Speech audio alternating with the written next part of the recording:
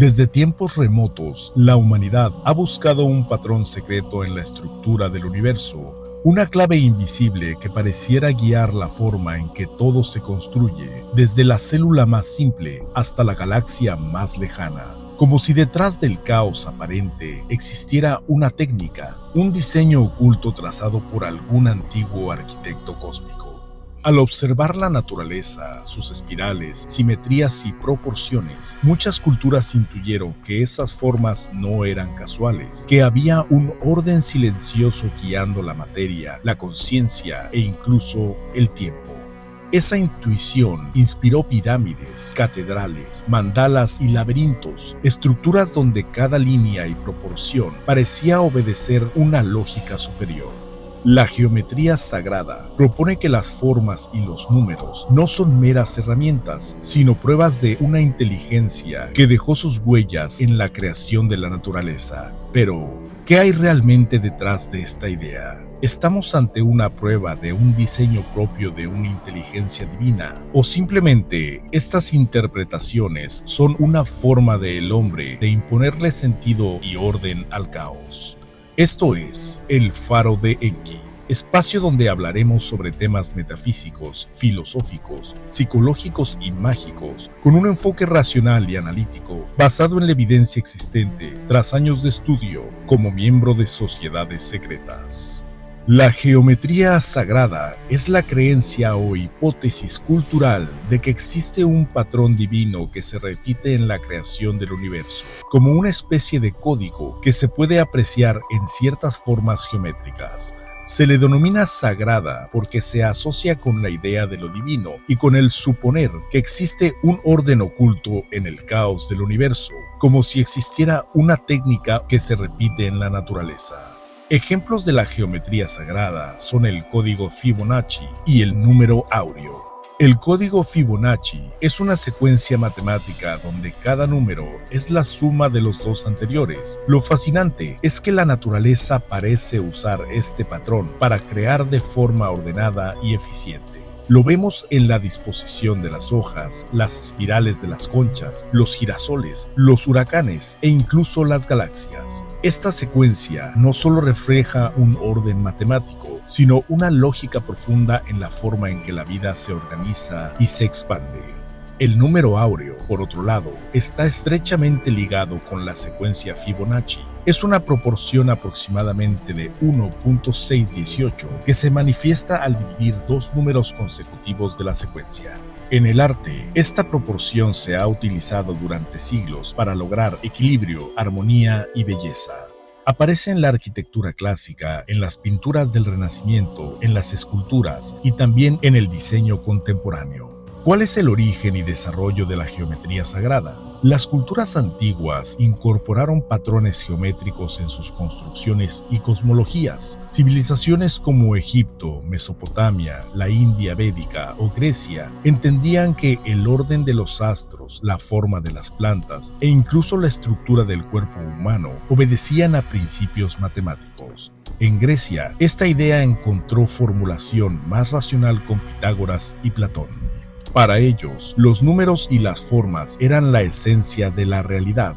El mundo físico era solo una sombra imperfecta de un mundo ideal de proporciones puras. Sin embargo, esta filosofía se fue transformando en esoterismo. En la Edad Media, con la alquimia, la cábala y más tarde con la masonería, la geometría se volvió símbolo de conocimiento reservado para los iniciados. Ejemplos de esto es la flor de la vida y el cubo de Metatrón. La flor de la vida es una figura compuesta por múltiples círculos superpuestos en patrones hexagonales. Se le atribuyen propiedades místicas profundas, aunque su uso contemporáneo muchas veces se basa más en estética que en la comprensión de su estructura matemática.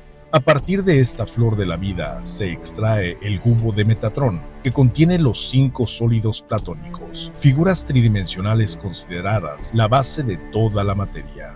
Metatrón en la tradición esotérica es un ángel que representa la voz o la escritura de Dios, lo que da al cubo un aura de instrumento divino.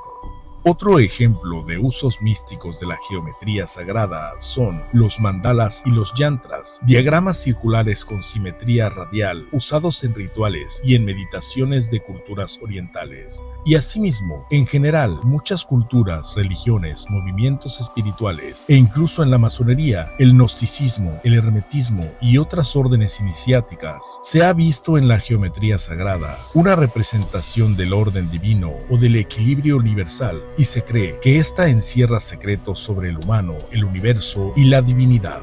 Aunque estas creencias no pueden ser comprobadas científicamente, forman parte de una rica historia simbólica y filosófica que no solo ha sido utilizada en contextos espirituales, sino también en arquitectura, arte y diseño, no necesariamente porque funcionen de forma óptima en términos físicos, sino porque transmiten una sensación de armonía, orden y belleza. Incluso en las artesanías de culturas indígenas como los textiles andinos o los tapices mayas se pueden ver patrones repetitivos que responden tanto a fines decorativos como simbólicos. En muchos casos, estos diseños reflejan cosmovisiones sobre el tiempo, el universo y la conexión entre lo humano y lo divino. ¿Por qué percibimos belleza en estos patrones? Aquí es donde la ciencia tiene algo muy valioso que aportar. Desde la neuroestética, un campo que estudia cómo responde el cerebro a la belleza, sabemos que ciertos patrones activan zonas cerebrales asociadas al placer, como el sistema límbico y la corteza orbifrontal. El cerebro humano ama el orden, la simetría y la proporción porque son predecibles, coherentes y eficientes. Incluso bebés de pocos meses prefieren rostros simétricos. Esto sugiere que nuestro gusto por lo armónico no solo se aprende, sino que viene de fábrica. Desde la biología evolutiva, también se explica que ciertos patrones como la simetría suelen estar asociados con salud y genética robusta. Por eso, tendemos a valorarlos positivamente. Y como la naturaleza es sabia o simplemente eficiente, también usa estas formas para crecer y organizarse con el menor gasto de energía posible. En otras palabras, quizá no adoramos estos patrones porque son sagrados, sino porque somos hijos de un entorno que los utiliza constantemente. Lo bello puede ser simplemente lo funcional. ¿Realmente la geometría sagrada es sagrada? ¿Cuál es la mirada crítica desde la ciencia? Aunque la geometría sagrada ha sido venerada por muchas culturas, desde la ciencia se pueden ofrecer otras explicaciones más racionales sobre por qué ciertos patrones se repiten en la naturaleza. Primero, las espirales en conchas o galaxias existen porque son formas eficientes de crecimiento y distribución, no necesariamente porque estén cargadas de un significado especial.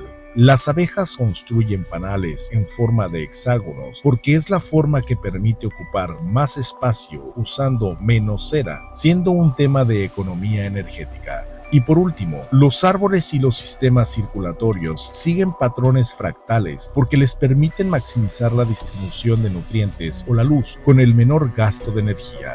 Esto no niega que las formas geométricas sean bellas o simbólicas, pero su origen puede ser más funcional que esotérico.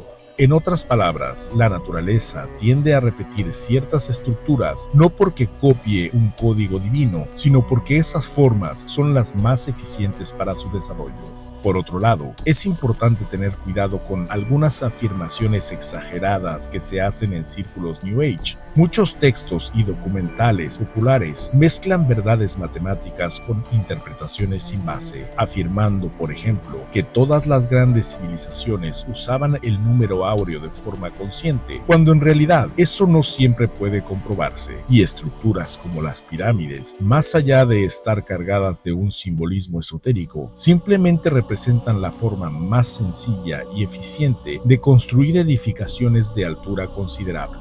Es natural que el ser humano intente encontrar orden en el caos. Nuestro cerebro está programado para reconocer patrones, incluso donde no los hay.